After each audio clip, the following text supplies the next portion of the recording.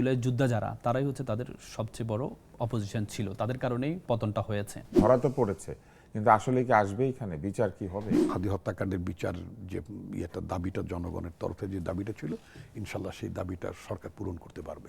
সেই সম্পর্কটা জোড়া লাগানোর জন্য ওনারা এটাকে একটা ট্রাম্প কার্ড হিসেবে ব্যবহার করতে পারে। হাদি হত্যাকাণ্ডটা তো বাংলাদেশ একটা স্পর্শকাতর হত্যাকাণ্ড, নিঃসন্দেহে সমস্ত হত্যাকাণ্ড স্পর্শকাতর পুরো নির্বাচনটাকে এক ধরনের শঙ্কার মুখে ফেলে দেওয়া হয়েছিল। কারণ যেদিন তফসিল হয়েছে তারপর দিন শুক্রবার জুমার নামাজের দিন সে নামাজ পড়ে বের হয়েছে, তারপরে তাকে হত্যা করা হয়েছে। এটা অত্যন্ত শুধু দুঃখজনক বলবো না, এটা আমাদেরকে এমনভাবে শঙ্কাগ্রস্ত করেছে এবং মানে পুরো জাতিকে নাড়া দিয়েছিল। তো ফলে হাদি হত্যাকাণ্ডে একটা বিচারের দাবি তো মানে তরুণ প্রজন্ম থেকে গোটা জনগণের মধ্যে এই ধরনের একটা দাবি ছিল। এখন আমাদের যেটা দেখতে হবে যে ভারত সরকার এটা কত দ্রুত তাকে আমাদের দেশে মানে প্রত্যার্পণ করে, এটা দেখার বিষয়। আমার ধারণা যে ভারত সরকার এটা করবে, পশ্চিমবঙ্গ সরকারও করবে এবং ইন্ডিয়ান গভর্নমেন্ট, নতুন গভর্নমেন্টকে নিশ্চয়ই তারা কোঅপারেশন করে। কারণ খবরটা যেহেতু প্রকাশ হয়ে গেছে এবং এটা যদি তারা যদি হ্যান্ডওভার না করে, তাহলে দু দেশের মানে সম্পর্কের মধ্যে যে কথাটা আপনি বলছিলেন যে আলো আধারের মধ্যে যে আধার কার্ড বানায়, মানে কিভাবে যেন অপরাধীরা ওখানে গিয়ে অনেক কিছু করে ফেলতে পারে, আসলে কিন্তু লেজিটিমেট মানুষজন ভিসা পায় না। হ্যাঁ, তারা এই কাজগুলো তারা মানে অভ্যস্ত করতে পারে। আই হোপ যে একটা ব্যবস্থা নিশ্চয়ই মানে ভারত সরকার তাদের বিরুদ্ধে করবে, মানে হস্তান্তর করবে এবং হাদি হত্যাকাণ্ডের বিচার যে দাবিটা জনগণের তরফে যে দাবিটা ছিল, ইনশাল্লাহ সেই দাবিটা সরকার পূরণ করতে পারবে। ঘটনা থেকে কি আমরা হাদি হত্যাকাণ্ডের বিচারের দিকে আরো দ্রুত এগোতে পারবো, নাকি আবারও এরকম ফিরিয়ে আনা নিয়ে আমরা ব্যস্ত থাকবো?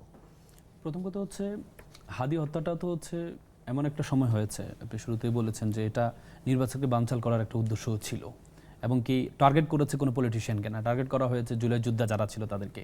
তার মানে এবারের আন্দোলনে গণ অভ্যুত্থানে ওনারা ওই আওয়ামী লীগ মনে করেছে যে জুলাই যোদ্ধা যারা তারাই হচ্ছে তাদের সবচেয়ে বড় অপোজিশন ছিল, তাদের কারণেই পতনটা হয়েছে। এই জন্য টার্গেটটা ছিল সেটা। এবং জুলাই যোদ্ধাদের যদি ভয় ঢোকানো যায় তাহলে হচ্ছে আগামী নির্বাচনটা হবে কি হবে না, কারণ তফসিলের প্রথম দিনেই সেটা কিন্তু হয়েছে। এখন সবচেয়ে আশাব্যঞ্জক বিষয় হচ্ছে যে আসামি, আমরা এতদিন পর্যন্ত ধোঁয়াশায় ছিলাম যে আসলে বাংলাদেশে আছে, কেউ বলেছে বাংলাদেশে এখনো আছে, কেউ বলেছে ইন্ডিয়া পালিয়ে গেছে মেঘালয় দিয়ে, কে বলেছে না অন্য কোনো দেশে পালিয়ে গিয়েছে, কে বলেছে যে আমাদের সরকারের অধীনে আছে। মানে এই যে আমরা একটা ধুদুল্যমান অবস্থায় ছিল, আমরা কিন্তু এক্সাক্ট আসলে কি তথ্য এটা কিন্তু আমাদের কাছে ছিল না, কিন্তু এটা প্রমাণিত হয়েছে, এটা প্রমাণিত হয়ে এটা গ্রেপ্তার হওয়ার কারণে এটা প্রমাণিত হয়েছে। এখন কথা হচ্ছে দেখেন, আমাদের একটা প্রত্যর্পণ চুক্তি আছে 1974 সালে, এক্সট্রাডিশন ট্রিটি বলে।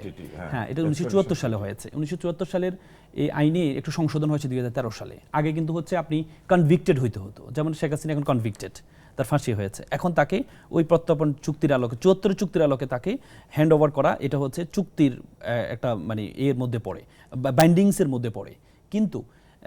কিন্তু এই কেউ যখন প্রাইমারি ফেসে তার মধ্যে এভিডেন্স আছে, মানে অপরাধী, মানে এখনো কনভিক্টেড হয়নি বা সেই আসামি অ্যাকিউজড, সেটা কিন্তু 1974 সালে যে প্রত্যর্পণের চুক্তি সেটার মধ্যে ঠিক করতো না। 2013 সালে সেটা সংশোধন করেছে যে প্রাইমারি ফেসি এভিডেন্স যদি থাকে, যদি মনে হয় সে অ্যাকিউজড, সে রাষ্ট্রবিরোধী কাজ করেছে, তাহলে সে আসামির জন্য আবেদন করতে পারে।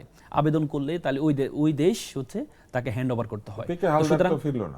না, এটা নির্ভর করে হচ্ছে আসলে আমাদের চুক্তিগুলো দ্বিপাক্ষিক চুক্তি, হয়তো বড় দেশ যারা থাকে তারা সবসময় তাদের সাথে চুক্তিটা হয়, ছোট দেশদের উপর আসলে কার্যকরটা খুব কম হয়। যদি ভারতের ক্ষেত্রে হতো, আমরা দেখেছি ভারতের অনেক এই আপনার এই যারা সেভেন সিস্টারের অনেক একে আমরা কিন্তু প্রত্যর্পণ করেছি, অনুপ চেটিয়াকে কিন্তু প্রত্যর্পণ করা হয়েছে। এটা বড় দেশের জন্য সুবিধা, ছোট দেশের জন্য কিন্তু আসলে বাধ্যকর হয় না।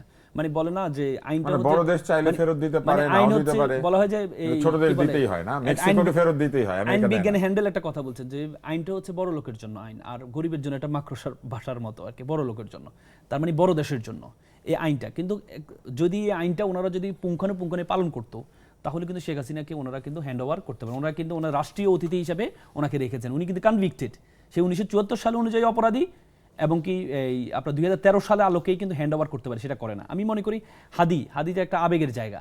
আমি মনে করি এই যে ভারত বাংলাদেশের যে ফাটলটা তৈরি হয়েছে, মানে সম্পর্কের মধ্যে ফাটল তৈরি হয়েছে, আমার মনে হয় এইকে হ্যান্ড ওভার করার মাধ্যমে, এই আসামিদেরকে হ্যান্ড ওভার করার মাধ্যমে এটা আঠা হিসেবে কাজ করবে। মানে যে সম্পর্কের যে ফাটলটা তৈরি হয়েছে সেটাকে জোড়া লাগানোর জন্য ওনারা যদি এটাকে হ্যান্ড ওভার করে, তাহলে চুক্তি আলোকে ওনারা বাধ্য, কিন্তু এরপরে তো বাধ্যকর ওনারা তো কাজ করছে না।